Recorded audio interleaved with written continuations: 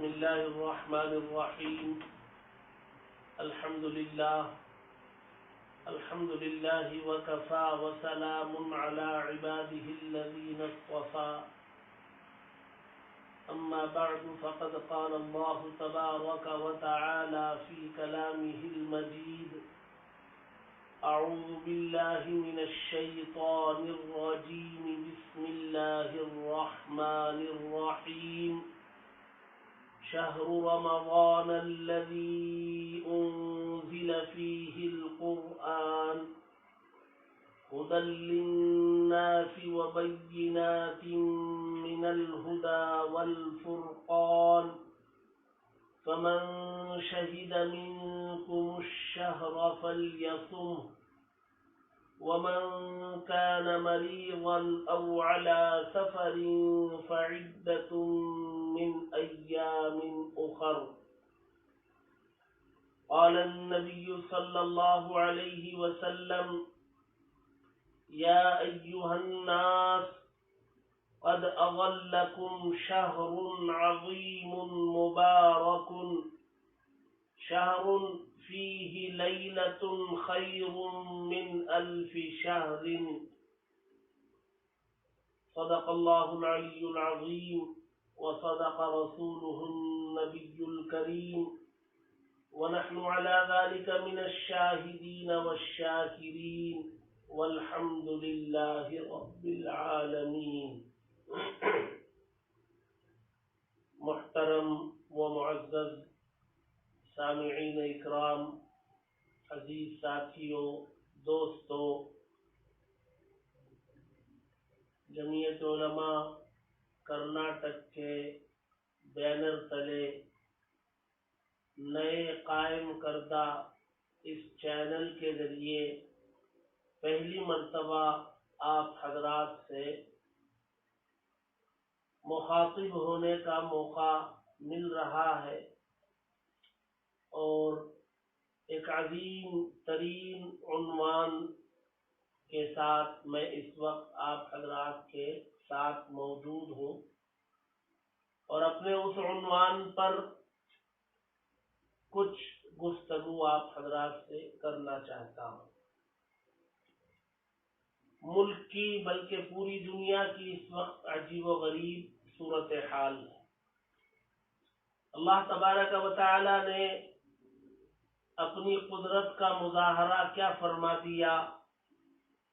اللہ تبارک و تعالی نے اپنی اندیکھی قدرت کا مظاہرہ کیا اور اپنی بے شمار فوجوں میں سے ایک ادنا فوج کے ایک فرد کو دنیا میں کیا بھیج دیا. ساری دنیا اس کے سامنے عاجز آ گئی. بڑی بڑی طاقتوں والے اس کے سامنے سر جھکانے پر مجبور ہو گئے، اپنے عجز اور درماندگی کا اظہار کرنے لگے، اپنے ہاتھوں کو اوپر اٹھا لیا، چاہے وہ اپنی زبان میں اپنے مذہب اور عقیدے کے مطابق وہ کہے، لیکن یہ کہنے پر مجبور ہو گئے کہ ہم بے بس ہیں، لاچار ہیں، مجبور ہیں. ہے کوئی طاقت جو اس پوری نظام کو چلانے والا ہے کوئی طاقت اس دنیا کے نظام کو کنٹرول میں کرنے والی ہے. ہمارا عقیدہ ہے کہ اسی طاقت کا نام خدا ہے، اسی طاقت کو ہم اللہ کہتے ہیں اور اسی طاقت کے سامنے ہم اپنے سر کو جھکاتے ہیں، سجدہ ریز ہوتے ہیں. بہرحال اللہ تبارک و تعالیٰ کے اس قدرت کے مظاہرے کے نتیجے میں بہت ساری پابندیاں ہمارے اوپر لگا دی گئی ہیں. بعض احتیاطی طور پر ہمیں خود ان چیزوں کو اختیار کرنا پڑتا ہے اور بعض چیزیں حکومتوں کی جانب سے لگائی گئی پابندیوں کے نتیجے میں ہم ان پابندیوں کو قبول کرنے اور اس پر عمل کرنے میں مجبور ہیں. انہی میں سے ایک پابندی ہمارے لیے یہ عائد کر دی گئی ہے کہ ہم لوگ اپنے گھروں میں محصور رہیں. بلا ضرورت باہر نہ نکلیں، گھروں میں اپنے اوقات گزاریں، یہاں تک کہ مساجد میں بھی حاضری سے ہمیں روک دیا گیا۔ درمیان میں شب برات جیسی عظیم ترین رات آئی اور گزر گئی، ہمیں اس میں بھی اللہ کے گھروں میں حاضری سے روک دیا گیا، ہم حاضر نہیں ہو سکے۔ یہ اور بات ہے کہ ہم لوگ اپنے گھروں میں اس رات کو اللہ کو راضی کرنے کی اپنی بساط بھر کوشش کی، لیکن خدا کے گھروں میں تو جا نہیں سکے۔ اب اس رات کے گزر جانے کے بعد جیسے جیسے زمانہ آگے بڑھ رہا ہے، ہمارے سامنے ایک اور عظیم ترین زمانہ ہمارے سروں پر کھڑا ہے، وہ زمانہ جس کو زمانوں کا سردار کہا جاتا ہے، وہ زمانہ جس میں اللہ تبارک و تعالی کی رحمت جوش مارتی ہے، اللہ تبارک و تعالی کے یہاں سے برکتوں کے خزانے لٹتے ہیں، اللہ تبارک و تعالی کے یہاں سے رزق کے خزانے لٹائے جاتے ہیں، اللہ تبارک و تعالی کی دریائے رحمت جوش مارتی ہے، بڑے بڑے گنہگاروں کی مغفرت کا، معافی کا اعلان کر دیا جاتا ہے۔ عظیم ترین زمانہ جس کے بارے میں ہمارے آقا صلی اللہ علیہ وسلم نے فرمایا، آپ الفاظ پر غور کریں، اللہ کے نبی فرماتے ہیں، یا ایھا الناس، اے لوگو، قد اظلکم شہر عظیم مبارک، اے لوگو، تمہارے اوپر ایک بابرکت عظیم مہینہ،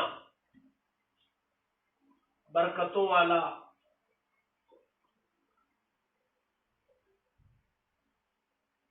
رحمتوں والا، مقدس ترین زمانہ تمہارے اوپر سایہ فگن ہونے والا ہے۔ اللہ تبارک و تعالی نے اس مہینے کے بارے میں فرمایا، شہر رمضان الذی انزل فیہ القرآن، وہ مہینہ ہے جس میں اللہ تبارک و تعالی کا کلام نازل کیا گیا۔ ہم لوگ جانتے ہیں کہ قرآن مجید اللہ کا کلام، اللہ کی ذات سے نکلا ہے۔ اللہ تبارک و تعالی جتنے بڑے ہیں اتنا بڑا ان کا کلام ہے۔ اللہ تبارک و تعالی کی ذات سے نکلے ہوئے اس کلام کو اللہ تبارک و تعالی نے جب زمین پر اتارنے کا ارادہ کیا تو اللہ تبارک و تعالی نے زمانوں پر نظر دوڑائی کہ میرے اس مقدس ترین کلام کے زمین پر نزول کے لیے کون سا زمانہ بہتر رہے گا، مناسب رہے گا، زمانوں میں سب سے بابرکت زمانہ کون سا ہے میرے کلام کے نزول کے لیے، تو اللہ تبارک و تعالیٰ کو یہی زمانہ سب سے بابرکت مقدس ترین زمانہ نظر آیا، اس میں اللہ تبارک و تعالیٰ نے اس کلام کو نازل کیا۔ اور قرآن مجید کی دوسرے پارے میں اللہ تبارک و تعالیٰ نے یوں فرمایا، شہر رمضان الذی انزل فیہ القرآن، رمضان کا مہینہ وہ مہینہ ہے جس میں قرآن نازل کیا گیا۔ ایک دوسری جگہ اللہ تبارک و تعالیٰ نے فرمایا، انا انزلناہ فی لیلۃ القدر، ہم نے اس کلام کو لیلۃ القدر میں اتارا۔ لیلۃ القدر، اس کے بارے میں بہت زیادہ روایتیں موجود ہیں، لیکن کل ملا کر اخیر میں اس نتیجے پر علماء پہنچتے ہیں، جمہور پہنچتے ہیں کہ یہ رمضان کے آخری 5 طاق راتوں میں کوئی طاق رات واقع ہوتی ہے، اور اللہ تبارک و تعالی نے اس مہینے کو اپنے کلام کے نزول کے لیے منتخب فرمایا، تو ہم لوگ اندازہ لگائیں کہ یہ مہینہ کتنا بابرکت ہوگا، کتنا مقدس ہوگا۔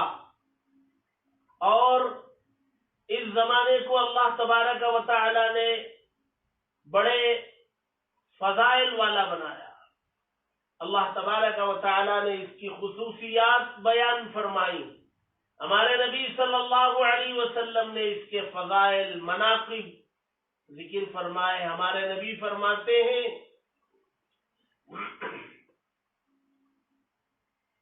کہ یہ وہ مہینہ ہے جس میں اگر کوئی نفل عبادت انجام دے تو فرض کے برابر ثواب ملتا ہے، اور اگر کوئی فرض عبادت انجام دے تو 70 فرائض کے برابر عبادت انجام دینے کا ثواب ملتا ہے. ظاہر سی بات ہے اللہ تبارک و تعالیٰ کے یہاں سے یہ چھوٹ ملی ہے، یہ رخصت ملی ہے.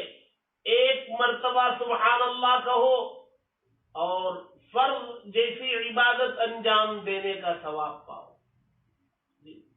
یہ اور کسی زمانے کے لیے یہ فضیلت، یہ خصوصیت حاصل نہیں. یہی وجہ ہے کہ ہمارے آقا صلی اللہ علیہ وسلم رجب کا مہینہ جب آتا تو آپ یہ دعا فرماتے: اللہم بارک لنا فی رجب و شعبان وبلغنا رمضان. اے اللہ، اب جب رجب میں داخل ہو چکا ہوں تو میری عمر میں اس 2 مہینے کا اضافہ فرما دے. یعنی اگر چونکہ موت کا پتہ نہیں وہ کب آ سکتی ہے، وہ کبھی بھی آ سکتی. اللہ کے نبی فرماتے چونکہ آپ کو بھی اس کا پتہ نہیں تھا کہ موت کب واقع ہوگی، اللہ کے نبی یہ فرماتے کہ اب جب رجب میں داخل ہو چکا ہو تو وہ مقدس ترین زمانہ میرے اتنے قریب آ چکا ہے کہ اب میں اس زمانے کو پانے کا شوق میرے اندر غالب ہو گیا. پہلے میں آپ سے ملاقات کا متمنی ہوتا اور آپ سے ملاقات کا وقت آ جاتا تو میں خوشی بخوشی آپ کے پاس چلا آتا، لیکن اب جب میں رجب میں داخل ہو چکا ہوں تو وہ مقدس ترین زمانہ قریب آ جانے کی وجہ سے اب مجھے اس زمانے کو پانے کا شوق زیادہ غالب آ گیا. میری عمر میں اضافہ فرما دے اے اللہ، 2 مہینے میری عمر میں اضافہ فرما دے اور مجھے رمضان میں پہنچا دے. آپ اندازہ لگائیں ہمارے نبی صلی اللہ علیہ وسلم جن کے صدقے میں اللہ تبارک و تعالی نے دنیا بنائی، اور اللہ تبارک و تعالی کے بعد جن کا مقام و مرتبہ ہے، جنت جن کے لیے بنائی اور سب سے پہلے جو جنت میں قدم رکھیں گے، ہمارے نبی صلی اللہ علیہ وسلم کا اس قدر شوق کہ آپ رجب کی 1 تاریخ سے اس مہینے کو میں پانے کے شوق میں دعا کا اہتمام کرنے لگتے ہیں، تو ہمیں اس سے اندازہ ہوگا کہ یہ مہینہ کتنا بابرکت ہے، کتنا مقدس ہے. عجیب و غریب فضائل اس کے بیان کیے گئے ہیں اور الگ الگ نوعیت کی عبادتیں اس کے اندر رکھی گئی ہیں. یہی وہ مہینہ ہے جس مہینے کے 3 عشروں کے 3 الگ الگ نام رکھے گئے. آپ دیکھیں گے کہ کسی اور مہینے میں عشروں کے نام نہیں ہیں، آپ کو نہیں ملیں گے، لیکن اس مہینے کی یہ خصوصیت ہے کہ اس کے 3 عشروں کے 3 نام. اس کا پہلا عشرہ رحمت کا عشرہ کہلاتا ہے، اور دوسرا مغفرت کا، اور تیسرا آگ سے نجات اور اس سے خلاصی. ظاہر سی بات ہے یہ سارے فضائل اس مقدس ترین زمانے کے ہیں جو زمانہ ہمارے سروں پر کھڑا ہے. یہ زمانہ بالکل 2-4 دنوں میں ہمارے سروں پر ہے. 2-4 دنوں میں ہم اس زمانے میں داخل ہونے والے ہیں. 24 تاریخ کو جمعرات کے دن چاند رات ہے، اور اگر 24 تاریخ کو چاند ہو جائے تو جمعرات کی شام کو ہمیں تراویح پڑھنی ہے اور جمعے کا روزہ رکھنا ہے. اس مہینے کی دو خاص عبادتیں، دو عبادتیں اس مہینے کی خاص، اور زمانوں میں وہ عبادتیں نہیں۔ ایک رمضان کا روزہ، یہ فرض، اور دنوں میں آپ روزہ رکھیں گے تو وہ فرض نہیں ہوگا، وہ فرض کی قضا ہو سکتی ہے کہ رمضان میں کسی کا روزہ چھوٹ گیا ہو، وہ بعد کے زمانے میں رکھے تو وہ فرض قضا، فرض ادا روزہ سوائے رمضان کے کہیں اور نہیں موقع نہیں ملتا ہے۔ رمضان کے علاوہ یا تو فرض قضا روزہ ہوگا یا واجب ہوگا جو کسی وجہ سے واجب ہو چکا ہوگا، یا سنت کے روزے ہوں گے یا نفلی روزے رکھے جائیں گے۔ فرض ادا کا روزہ وہ صرف رمضان کے مہینے میں رکھا جاتا ہے، اور مہینہ اسلام میں چاند کے ذریعے متعین ہوتا ہے۔ چاند نظر آئے تو مہینہ شروع ہوتا ہے، اور جب دوسرا چاند نظر آ جائے تو مہینہ ختم ہو جاتا ہے۔ اللہ تبارک و تعالی نے قرآن میں فرمایا، یا ایھا الذین آمنوا کتب علیکم الصیام کما کتب علی الذین من قبلکم لعلکم تتقون ایاما معدودات۔ اے ایمان والو، تم پر روزے فرض قرار دیے گئے، تم پر روزے فرض کیے گئے، یہ فرض روزے جیسے تم سے پہلی امتوں پر بھی کیے گئے تھے، اور یہ روزے میں اس لیے فرض کر رہا ہوں تمہیں مشقت میں مبتلا کرنا، تمہیں پریشانیوں میں مبتلا کرنا میرا مقصد نہیں ہے، بلکہ میرے اس روزوں کے فرض قرار دینے کا مقصد یہ ہے کہ لعلکم تتقون، تاکہ تمہارے اندر تقوی پیدا ہو جائے، تم ڈرنے والے بن جاؤ، تم اللہ کو حاضر و ناظر سمجھ کر زندگی گزارنے والے بن جاؤ، تمہارے اندر تقوی اور خشیت پیدا ہو جائے۔ اور یہ وہ صفتیں ہیں جو آدمی کو جنت میں لے جانے والی ہیں، یہی وہ صفت ہے تقوی کی، پرہیزگاری کی، خشیت کی، خوف کی، انابت اللہ کی، یہ آدمی کو جنت میں لے جانے والی صفات ہے، اور اللہ تبارک و تعالی جنت میں لے جانے والی یہ صفات ان روزوں کے ذریعے بندوں کے اندر پیدا کرنا چاہتے ہیں۔ نتیجہ یہ نکلا کہ اللہ تبارک و تعالی ان روزوں کی فرضیت کے ذریعے ہمیں جنت میں لے جانا چاہتے ہیں۔ جنت میں لے جانے کے لیے اللہ تبارک و تعالی نے یہ روزے فرض قرار دیے، اور کتنے دن دیے؟ ایام معدودات، چند متعین دن۔ اللہ تبارک و تعالی خالق ہے، مالک ہے، قادر مطلق ہے، وہ جو چاہے حکم دے سکتے ہیں، وہ پورا سال روزہ رکھنے کا حکم دیتے، ہم کچھ نہیں کر سکتے، لیکن اللہ تبارک و تعالی نے سال کے 12 مہینوں میں ایک مہینہ، چاہے وہ 29 دن کا مہینہ واقع ہو یا 30 دن کا ہو، تو مہینہ جتنے دن کا واقع ہوگا اتنے دنوں کے روزے، اس مہینے کے روزے اللہ نے فرض قرار۔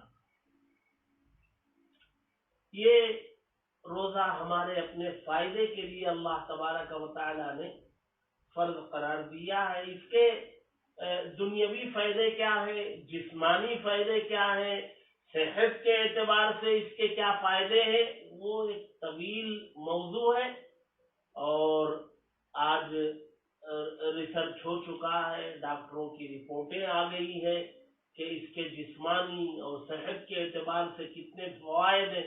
وہ دوسری چیز ہے، وہ ضمنی چیزیں،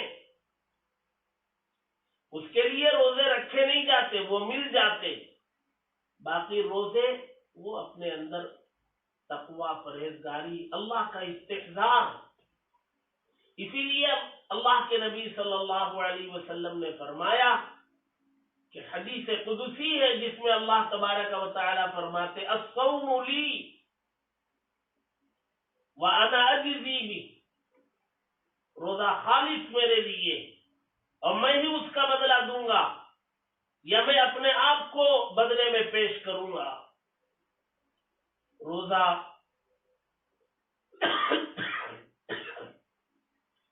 اللہ کے لیے ہے تو کیا اور عبادتیں اللہ کے لیے نہیں ہیں؟ یقیناً ساری عبادتیں اللہ کے لیے ہیں، لیکن روزے کو خاص اللہ کے لیے اس لیے کہا گیا کہ اور عبادتیں انجام دو تو کسی نہ کسی کو پتہ چلے گا، اوروں کو پتہ چلنے کا امکان ہے۔ نماز پڑھیں گے تو دیکھنے والا سمجھے گا کہ آپ نماز پڑھ رہے ہیں، آپ حج کریں گے دیکھنے والا سمجھے گا کہ آپ حج کر رہے ہیں، آپ زکوٰۃ ادا کریں گے دیکھنے والا سمجھے گا کہ آپ صدقہ خیرات زکوٰۃ دے رہے ہیں۔ لیکن آپ روزہ رکھیں گے تو آپ کے اور خدا کے علاوہ کوئی تیسرے کو پتہ نہیں چلے گا کہ آپ روزے سے ہیں کہ نہیں ہیں۔ یہ آپ کے اور اللہ کے درمیان والی عبادت ہے۔ سحری آپ نے لوگوں کے ساتھ سحری کی اور رات میں شام میں لوگوں کے ساتھ آپ افطاری کریں گے، اس درمیان آپ روزے کی پابندی آپ نے کی ہے نہیں کی ہے، یہ یا تو آپ جانتے ہیں یا آپ کا خدا جانتا ہے، یہ آپ دونوں کے درمیان راز، کوئی تیسرا آدمی اس کو جان نہیں سکتا جب تک آپ خود نہ بتائیں۔ اس لیے جو بندہ روزہ رکھتا ہے وہ اللہ تبارک و تعالی ہی کے لیے رکھتا ہے، اس میں کوئی دکھاوا، اس میں کوئی ریاکاری نہیں ہے۔ آدمی کو پیاس لگے، حلق سوکھنے لگے تو وہ اپنے گھر کے کمرے میں کہیں چھپ چھپا کر کے پانی پینا چاہے تو وہ پی سکتا ہے، دنیا والے تو یہی سمجھیں گے کہ بھئی یہ روزے سے ہے، لیکن بندہ پیتا نہیں ہے، حلق میں کانٹے پڑنے لگے، بھوک کی شدت بڑھ جائے اور جان پر بن آئے تب بھی آدمی کچھ کھانے پینے کے لیے تیار نہیں ہوتے۔ کئی مرتبہ ایسا ہوا، آدمی روزے کی حالت میں بیمار ہوا، ڈاکٹر کے پاس گئے، ڈاکٹر نے کہا گلوکوز چڑھانا ہے یا آپ کو فوراً یہ دوائی کھانی ہے اور روزہ مکمل ہونے میں ابھی 4-5 گھنٹے کا وقت ہے، ڈاکٹر کی رائے ہوتی ہے کہ یہ دوائی فوراً آپ استعمال کریں، روزے کی قضا بعد میں کریں، لیکن عام طور سے دیکھا گیا مسلمان تیار نہیں ہوتے، اپنے روزے کو مکمل کرنے کی فکر انہیں ستائے رہتی ہے، وہ منت سماجت کرتے ہیں کہ میں روزہ مکمل کر لوں گا تب دوائی کھاؤں۔ یہی چیز تو اللہ تبارک و تعالیٰ پیدا کرنا چاہتے، یہ اسپرٹ پیدا کرنا چاہتے ہیں کہ تم اللہ کے بندے بن جاؤ، تم ہر حال میں ہر موقع پر اللہ کی رضا کو دیکھو، ہر موقع پر اللہ تبارک و تعالیٰ کے استحضار کو ذہن و دماغ میں جمائے رہو، اللہ کے دیکھنے کا، اللہ کے سننے کا یقین تمہارے دلوں میں بیٹھ جائے۔ یہی روزے سے اللہ تبارک و تعالیٰ چاہتے ہیں۔ تو ایک تو یہ رمضان کا روزہ ہے جو صبح صادق سے پہلے آدمی سحری کرتا ہے۔ آپ دیکھیے رمضان میں بندہ اللہ کا کتنا فرما بردار بنتا ہے، ذرا غور کیجیے ہم کتنے فرما بردار بن جاتے ہیں رمضان میں۔ اللہ تبارک و تعالی ہمارے کھانے کے اوقات بدل دیتے ہیں، وہ جو وقت سونے کا ہوتا ہے جی، اس سونے کے وقت ہماری عادت بنی ہوئی نہیں ہے، ہماری عادت رات میں کھانے کی بنی ہوئی نہیں ہے، لیکن اللہ تبارک و تعالیٰ کہتے ہیں کہ نہیں، تمہارے کھانے کے اوقات بدلیں گے۔ ہم نے قبول کر لیا، ہم سے کہا گیا صبح صادق سے پہلے پہلے کھا کے ختم کر لو جی، وَكُلُوا وَاشْرَبُوا حَتَّى يَتَبَيَّنَ لَكُمُ الْخَيْطُ الْأَبْيَضُ مِنَ الْخَيْطِ الْأَسْوَدِ مِنَ الْفَجْرِ ثُمَّ أَتِمُّوا الصِّيَامَ إِلَى اللَّيْلِ، کہا صبح صادق سے پہلے سحری کھا کے ختم کر لو جی۔ کہاں اور زمانے میں صبح صادق سے پہلے اٹھنا ہمیں نصیب نہیں ہوتا، ہاں اللہ کے نیک بندے اٹھتے ہوں گے اور وہ تہجد کا اہتمام کرتے ہوں گے، لیکن ہمیں تو موقع نہیں ملتا ہے، صبح صادق سے پہلے اٹھنا بھی نہیں ہوتا، اٹھنا بھی نصیب نہیں ہوتا ہے۔ کہاں رمضان کا مہینہ ہے، ہم صبح صادق سے بہت پہلے اٹھ کر ہم جو ہے سحری سے فارغ ہو جاتے ہیں اور پھر جو ہے دن بھر اللہ کی رضا کے لیے کھانے پینے اور نفسانی خواہشات کی تکمیل سے اپنے آپ کو روک کے رکھتے ہیں یہاں تک کہ پھر اللہ تبارک و تعالیٰ کا حکم نہ ہو جائے. مغرب میں سورج کے غروب ہونے کے بعد پھر افطار کیا جاتا ہے. اللہ تبارک و تعالیٰ کے ان احکامات کو ہم دل سے قبول کرتے ہیں، نہ صرف قبول کرتے ہیں، ان پر 100% عمل کرتے ہیں. یہ اسپرٹ اللہ تبارک و تعالیٰ پوری زندگی میں پیدا کرنا چاہتے ہیں. اللہ تبارک و تعالیٰ چاہتے ہیں کہ یہ اس 1 مہینے کی مشق سے تم اپنے آپ کو ایسے بنا لو جب جہاں جو حکم جس حالت میں دوں تم قبول کر لو. تمہیں بتانے والے بتائیں کہ یہ اللہ کا حکم ایسا ہے، یہ نبی کا حکم ایسا ہے، تمہیں نکاح یوں کرنا ہے، تمہیں عقیقہ یوں کرنا ہے، تمہیں اپنی منگنی یوں کرنی ہے، تمہیں اپنے گھر میں ہونے والے میت کی تدفین یوں کرنی ہے، اس کا جنازہ یوں تیار کرنا ہے.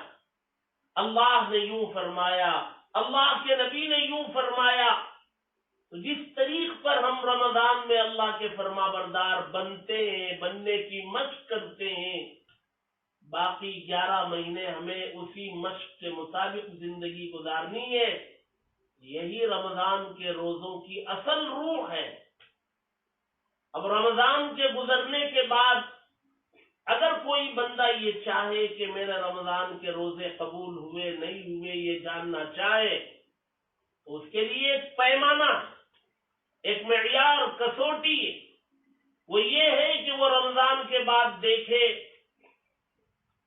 کہ وہ اللہ کے احکامات کو قبول کرنے میں، نبی کی سنتوں کو، آپ کی تعلیمات کو قبول کرنے میں اس کا من، اس کا نفس پسو پیش نہیں کر رہا ہے، وہ قبول کرتا ہوا چلا جا رہا ہے، وہ فرما برداری کو اپنائے ہوئے زندگی گزار رہا ہے. یہ اس بات کی علامت ہے، دلیل ہے کہ اس کا رمضان کے روزے اللہ تبارک و تعالیٰ کے یہاں قبول. یہ روزے ہر حال میں ہر مرد کو، عورت کو رکھنا چاہیے جی، بلا کسی شرعی عذر کے روزے کو چھوڑنا نہیں چاہیے. ہاں جن کو شرعی عذر ہے ان کے لیے رخصتیں ہیں، گنجائشیں ہیں، یہ اپنے قریب کے علماء سے اس سلسلے میں جو عذر ہے پیش کر کے رخصت ہے نہیں ہے اس کی وضاحت اپنے قریبی، اپنے متعلق عالم سے معلوم کر سکتے ہیں. باقی کوشش یہ ہونی چاہیے کہ رمضان کے روزے رمضان میں رکھ لیے جائیں. اللہ کے نبی صلی اللہ علیہ وسلم نے فرمایا، شہر جعل اللہ صیامہ فریضۃ وقیام لیلہ تطوعا. اللہ کے نبی کی حدیث ہے جس میں رمضان کی اس 2 اہم عبادتوں کا تذکرہ ایک جملے میں موجود ہے. اللہ کے نبی صلی اللہ علیہ وسلم فرماتے ہیں یہ ایسا مہینہ ہے جس کے روزے اللہ تبارک و تعالی نے فرض قرار دیے اور جس میں رات کا قیام اللہ تبارک و تعالی نے سنت قرار دیا. اللہ کے نبی کی سنت ہے رات کا قیام، تراویح کا قیام.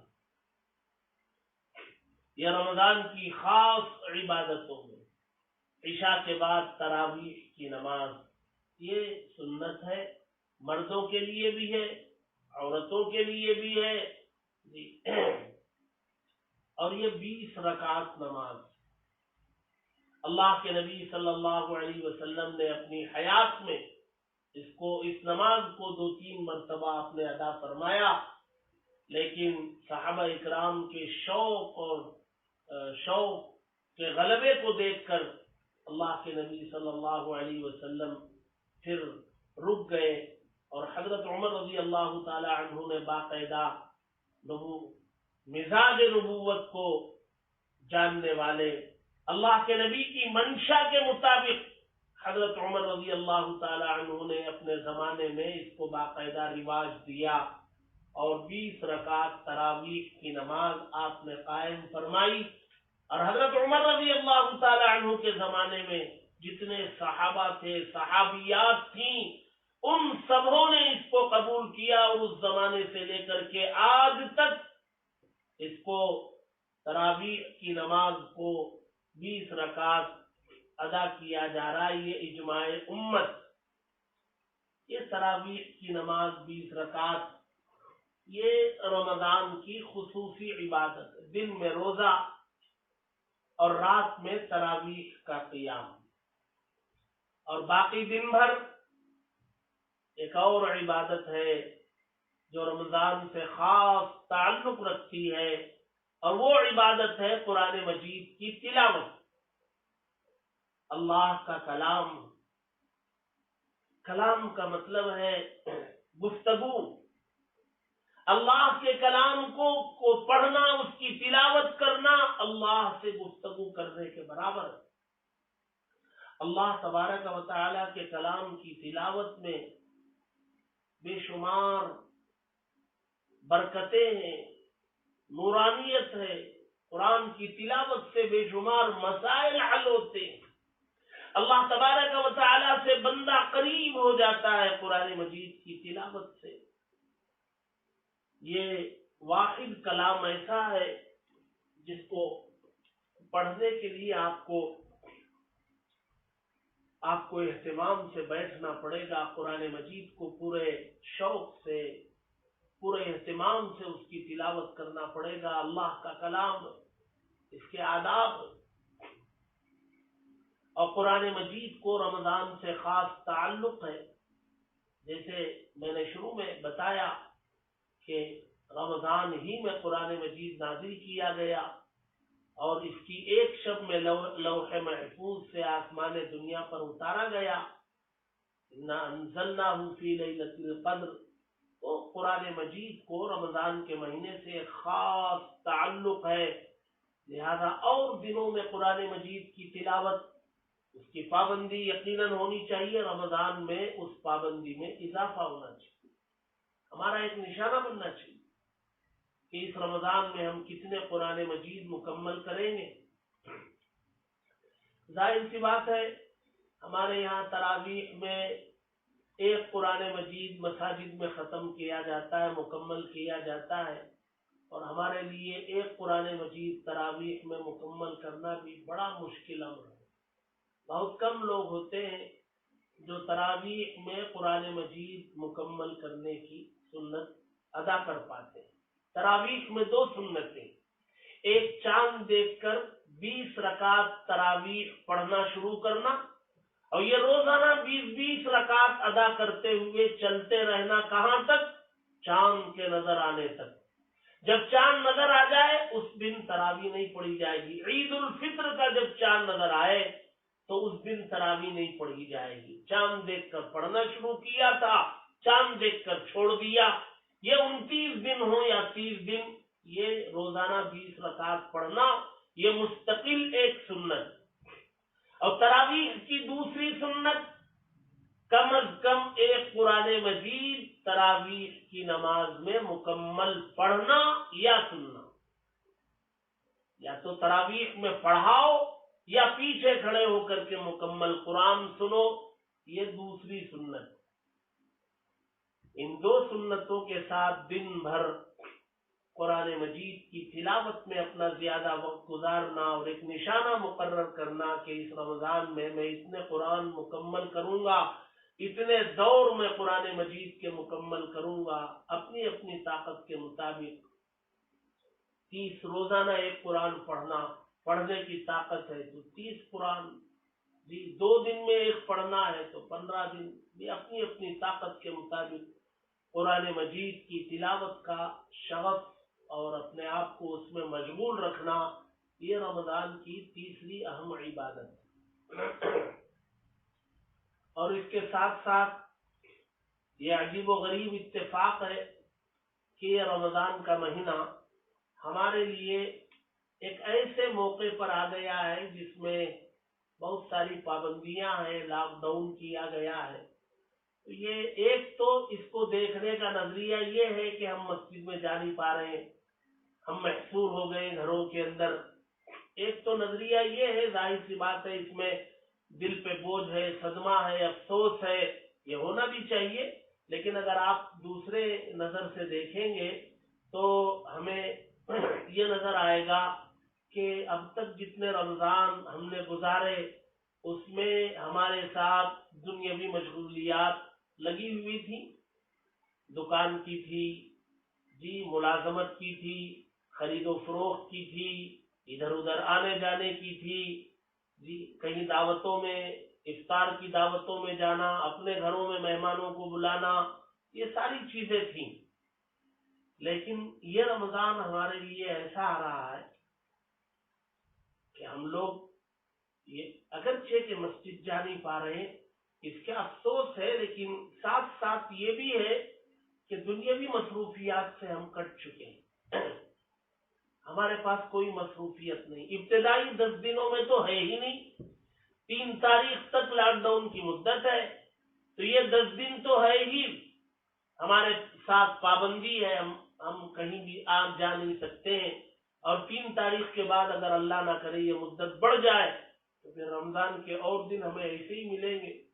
تو ہم پوری طریقے سے دنیا سے کٹ کر اپنے گھر میں ہیں، اور یہ پورا وقت ہم اللہ کی یاد میں، اس کی عبادت میں، تلاوت میں، دعا میں، توبہ میں، استغفار میں، ذکر میں اپنا پورا وقت یکسوئی کے ساتھ اپنے گھر رہ کر کے ہم اپنا وقت استعمال کر سکتے ہیں، رمضان کی صحیح قدردانی کی جا سکتی ہے۔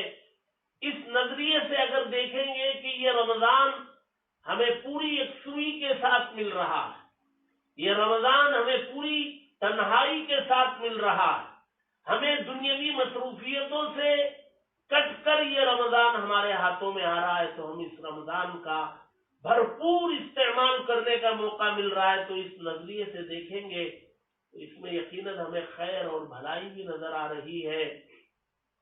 تو یہ رمضان ہمارا اپنے گھروں میں رہ کر پوری یکسوئی کے ساتھ ایک بالکل منفرد رمضان، جس میں ہم خدا کے ہو جائیں، جس میں ہم اللہ کے کلام کے بن جائیں، جس میں ہم توبہ استغفار کے بن جائیں، ہمارے ذمے اور کوئی کام نہ ہو،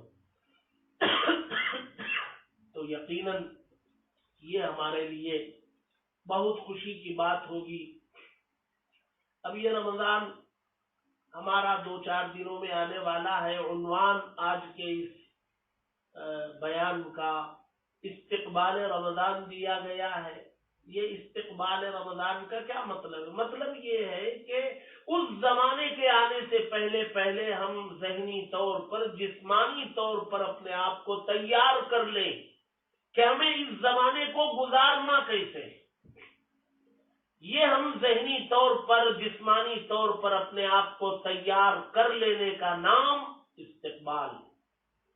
ہمارے اوقات متعین ہو، رات میں سونے کا وقت متعین ہو، سحری میں جاگنے کا وقت متعین ہو، ہم ایسے وقت میں سحری میں جاگیں کہ ہم اپنی ضروریات سے فارغ ہو کر یہ 8-10 رکعت ہم تہجد کی پڑھیں، اور خوب تہجد کے موقع پر اللہ سے دعا گڑ گڑاتے ہوئے تضرع کے ساتھ دعا کریں، اور اس دعا کے بعد ہم سحری کھانے بیٹھے، تو آپ اندازہ لگائیں کہ تہجد کی نماز پڑھ کر، آنکھوں سے آنسو بہا کر، اللہ کو راضی کرنے کی کوشش کر کے جب ہم سحری کھائیں گے، اس کی کتنی برکتیں ہوں گی، اور گھر میں کتنی برکتیں نازل ہوں گی۔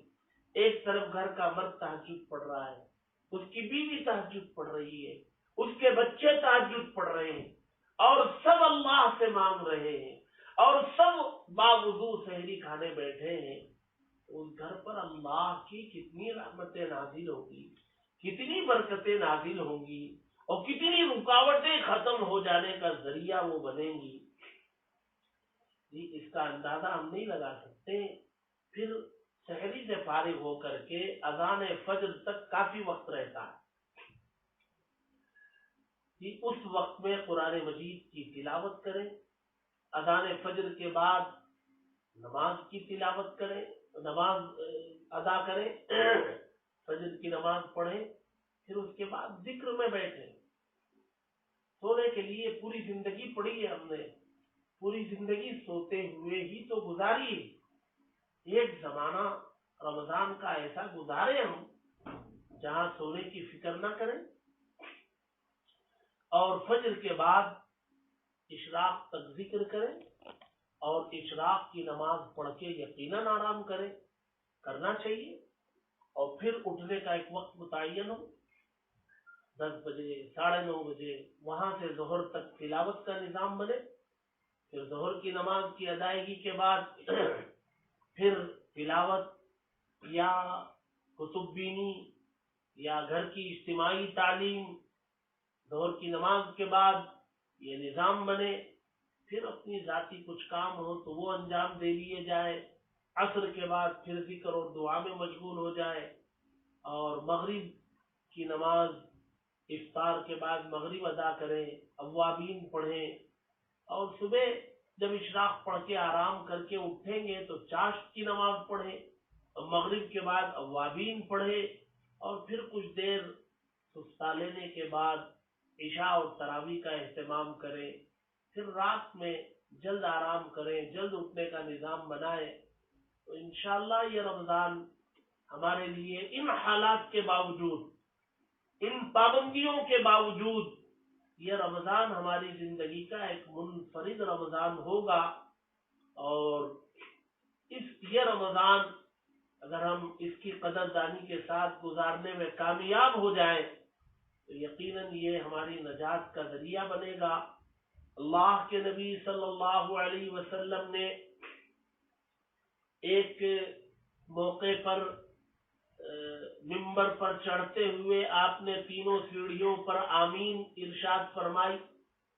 اور بعد میں صحابہ کے پوچھنے پر آپ نے فرمایا کہ جبریل امین علیہ السلام تشریف لائے تھے اور ہر سیڑھی پر انہوں نے ایک بددعا فرمائی جس پر میں نے آمین کہی, بلکہ مجھے آمین کہنے کے لیے کہا گیا. اس میں ایک بددعا یہ تھی, ہلاک ہو آپ کی امت کا وہ شخص جو رمضان کا مہینہ پائے اور اپنی مغفرت نہ کروا لے. ظاہر سی بات ہے جبریل امین علیہ السلام کی بددعا ہے. تو یہ بددعا جبریل نے اپنی طرف سے نہیں کی ہوگی, اللہ نے انہیں کہا ہوگا کہ یہ بددعا یا جملہ آپ کہیں. اللہ کے حکم پر انہوں نے کہا اور اس پر ہمارے نبی نے آمین فرما دی. یعنی یہ ایسے ہی ہو. اور مقام کون سا تھا؟ وہ منبر رسول کا مقام تھا. وہ جگہ تھی, بابرکت جگہ تھی, مقدس ترین جگہ تھی. ہماری زندگیوں میں 20 رمضان آئے چلے گئے, عام مہینوں کی طرح وہ رمضان کا مہینہ ہم سے گزر گیا. ہم کبھی اس رمضان کو اپنی نجات کا, مغفرت کا ذریعہ بنا نہیں سکے, کامیاب نہیں ہو سکے. اب ان حالات میں, لاک ڈاؤن کے حالات میں یہ رمضان آ رہا ہے تو ایک موقع ہے, اس کو غنیمت جانے اور اس کو اپنی مغفرت کا بہترین ذریعہ بنانے کی کوشش کریں. اور یہ اسی وقت ہو سکتا ہے جب ہم اس کے لیے ایک نظام بنائے. رمضان کے آنے سے پہلے اپنے پورے مہینے کا نظام بنائے, صبح اٹھنے سے لے کر کے رات کے سونے تک, اور اسی کے مطابق پورا مہینہ گزارے. اور ایک نشانہ مقرر کریں کہ ہم اتنے قرآن مجید کے دور تلاوت کر کے ختم کریں گے اور اتنی جو ہے آیت کریمہ کا ختم کریں گے. 70,000 مرتبہ آیت کریمہ کا ختم, یہ ایک خاص فضیلتوں کا حامل ہے اور جی مجرب بھی ہے. تو وہ بھی اپنے لیے اس کو جمع کرنے کی کوشش کرے. تو انشاءاللہ اللہ کی ذات سے امید ہے اللہ تبارک و تعالی ہماری ٹوٹی پھوٹی عبادتوں کو بھی اللہ ضائع نہیں کریں گے, اللہ قبول کریں گے, بہت نوازیں گے. ہم اندازہ نہیں کر سکتے کہ اللہ کتنا نوازے. دعا فرمائے اللہ تبارک و تعالی آنے والے رمضان کی قدردانی کرنے کی ہم سب کو توفیق عطا فرمائے اور اس کا حق ادا کرنے کی توفیق عطا فرمائے. ہم سب کی مغفرت کا اس کو بہترین ذریعہ بنائے. اور دعا کرے پوری امت کے لیے, پوری انسانیت کے لیے, اور جہاں جہاں مسلمان پریشان ہیں, اپنے ملک میں بھی مسلمانوں کو مختلف قسم کی پریشانیوں میں مبتلا کیا جا رہا ہے, آزمائشوں میں مبتلا کیا جا رہا ہے. اس ملک میں بھی امن کے, چین کے عام ہونے کی دعائیں کریں. بالخصوص یہ جو اللہ نے اپنی قدرت کے مظاہرے کے طور پر ایک وبا کو پھیلا کر پوری انسانیت کو عاجز بنا دیا ہے، اس وبا کے ختم کر لینے کی گزارش اللہ سے کریں، اور اللہ سے یہ گزارش کریں کہ ایک مرتبہ پھر اللہ کے گھروں کو، مساجد کو آباد کرنے کا موقع اللہ دے دے، ہم ایک مرتبہ پھر مسجد کو میں پہنچ جائیں، اور رمضان ہی میں پہنچنے کا اللہ موقع اگر نکال دے تو یہ اللہ تبارک و تعالیٰ کی جانب سے بہت بڑا کرم ہوگا، احسان ہوگا۔ اور باقی رمضان کی اور بہت ساری عبادتیں ہیں جس میں بالخصوص آخری عشرے کا اعتکاف ہے، سات راتیں ہیں، لیلۃ القدر ہے، جی لیلۃ الجائزہ ہے، اور صدقہ فطر کی ادائیگی ہے، زکوٰۃ کی ادائیگی عام طور سے لوگ رمضان میں کرتے ہیں۔ انشاءاللہ اس کے بعد جو اس چینل کے ذریعے جو اور علماء آپ حضرات سے مخاطب ہوں گے، یہ ان موضوعات پر آپ حضرات کی رہبری کریں گے۔ اللہ تبارک و تعالی ہم سب کو کہنے سننے سے زیادہ عمل کی توفیق نصیب فرمائے۔ وآخر دعوانا ان الحمد للہ رب العالمین۔